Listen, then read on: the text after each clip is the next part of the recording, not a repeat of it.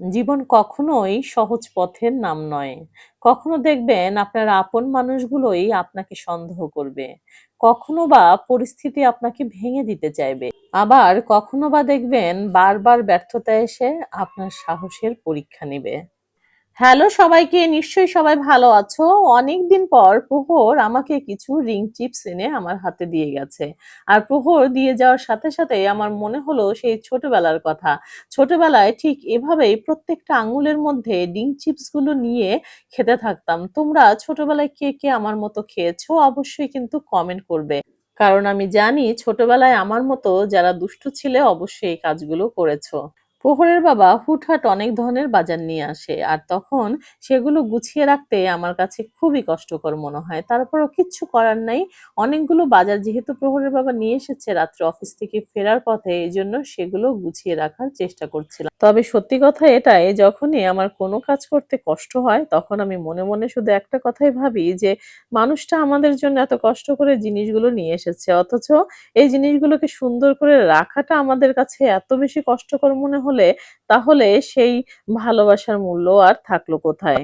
যখন প্রহরের বাবার সাথে আমার বিয়ে হয়েছিল তখন প্রহরের বাবা একটা ছোট্ট জব করতো আর আমি পড়াশোনা করতাম। তাই বিয়ের পর অনেকটা সময় শ্বশুরবাড়ি থাকা সেটা আর আমার আসলে হয়ে ওঠে নাই। তাই শুরু থেকেই আমার নিজের সংসারকে নিজেকেই এক এক করে গুছিয়ে নিতে হয়েছে।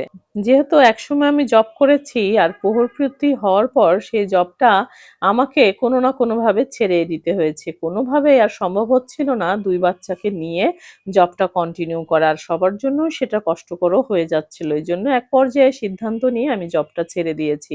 কিন্তু সবসময় আমার ইচ্ছা ছিল কোনো না কোনো কিছু আমি করব অবশ্যই যখন আমার প্রহরপ্রতি একটু বুঝতে শিখবে।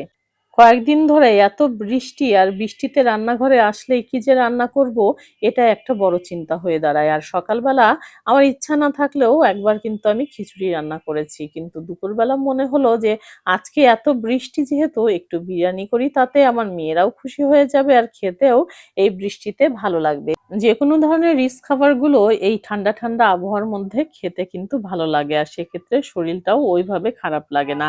এজন্য আমরা বাঙালিরা একটু সুযোগ পেলে কিন্তু এই সুযোগগুলো একদমই হাতছাড়া করি না। আজকে যদিও প্রহরপ্রিয়তে স্কুল ছিল কিন্তু বৃষ্টির কারণে একদমই যেতে পারিনি। ওদিকে প্রহরের বাবা সকাল থেকে শুধু পায়চারি করে যাচ্ছে। তাকে কোনো না কোনোভাবে অফিসে যেতেই হবে। আগামীকাল যেহেতু প্রহরের বাবার অফিসের বোর্ড মিটিং আছে, সেহেতু কোনো বাধা ধরার নিয়ম, কোনো ঝড়-ঝাপটা কোনো কিছুই সে মানবে না। সে যাবেই। কিন্তু আমার রান্না করতে, করতে দেরি হয়ে গিয়েছিল।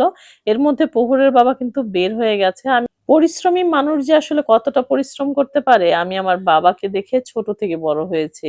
আর এখন প্রহরের বাবাকে দেখছি যে মানুষটা কাজ ছাড়া কোনো কিছুই বুঝে না। সে কাজকে অনেক বেশি ভালোবাসে।